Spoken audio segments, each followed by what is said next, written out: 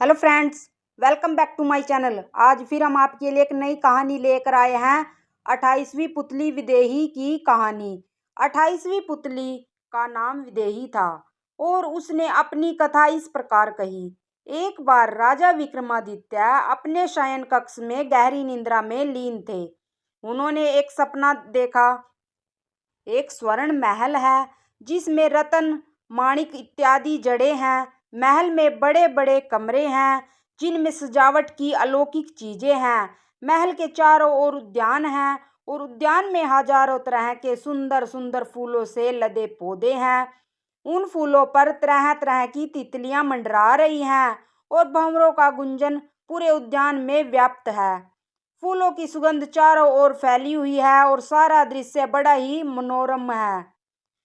स्वच्छ और शीतल हवा बह रही है। महल से कुछ दूरी पर एक योगी साधना रत है। योगी का चेहरा गौर से देखने पर विक्रम को वह अपना हम शकल मालूम पड़ा। यह सब देखते देखते ही विक्रम की आंखें खुल गई। वे समझ गए कि उन्होंने कोई अच्छा सपना देखा है। जगने के बाद भी सपने में दिखी हर चीज उन्हें स्पष्ट याद थी।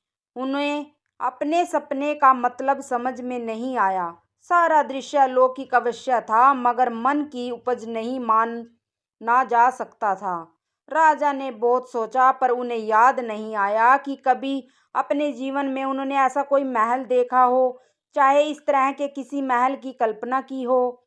उन्होंने पंडितों और ज्योतिषों से अपने सपने की चर्चा की और उन्हें इसकी व्याख्या करने को कहा।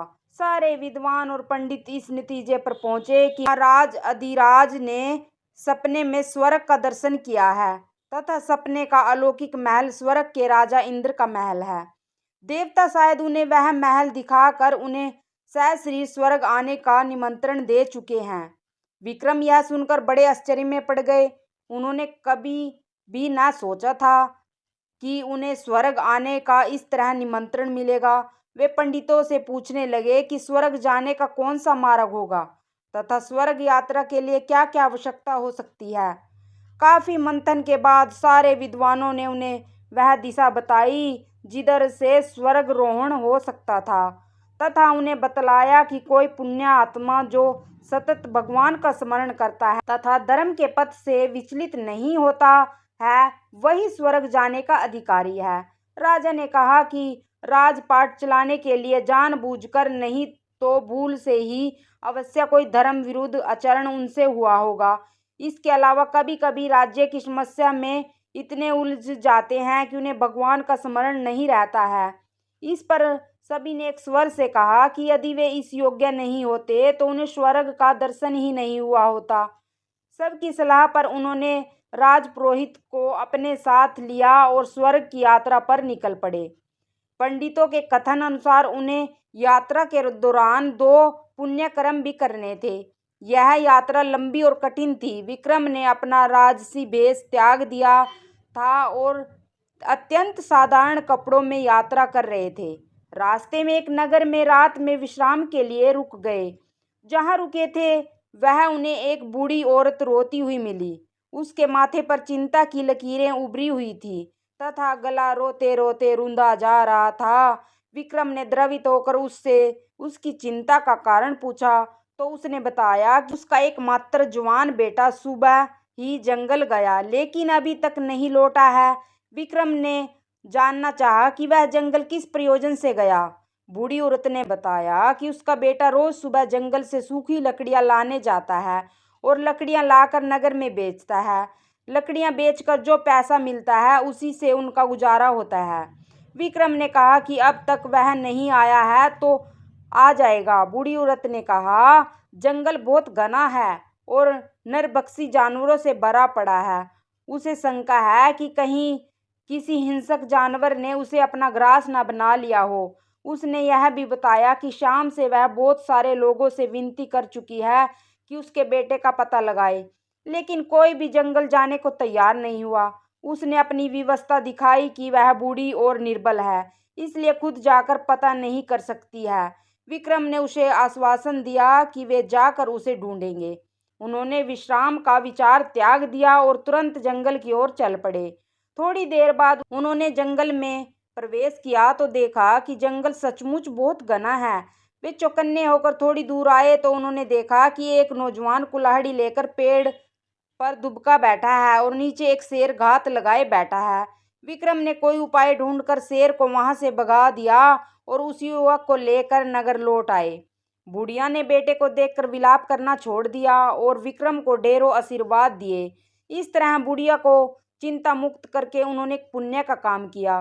रात भर विश्राम करने के बाद उन्होंने सुबह फिर से अपनी यात्रा शुरू कर दी। चलते चलते वे समुद्र तट पर आए तो उन्होंने एक स्त्री को रोते हुए देखा। स्त्री को रोते हुए देख वे उसके पास आए तो देखा कि एक मालवाहक जहाज खड़ा है और कुछ लोग उस जहाज पर सामान लाद रहे हैं। उन्होंने उस स्त्री से उसके रोने का कारण पूछा तो उसने बताया कि बस 3 महीने पहले उसका विवाह हुआ और वह गर्भवती है।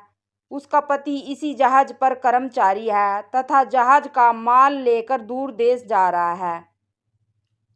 विक्रम ने जब उसे कहा कि इसमें परेशानी की कोई बात नहीं है और कुछ ही समय बाद उसका पति लौट आएगा, तो उसने अपनी चिंता का कारण कुछ और ही बताया।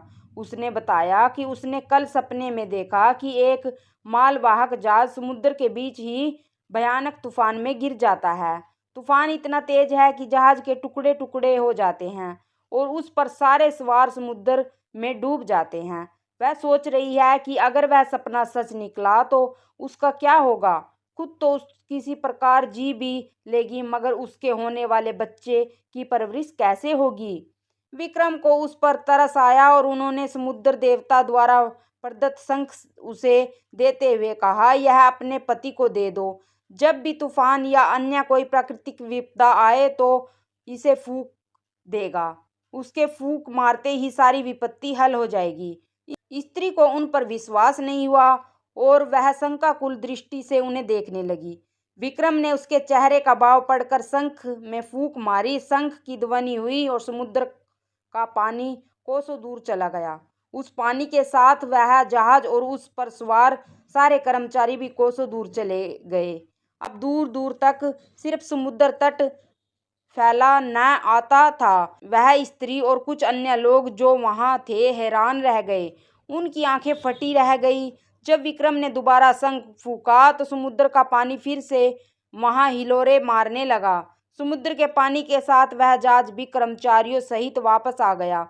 अब युवती को उस शंख की चमत्कारिक शक्ति के प्रति कोई शंका नहीं रही।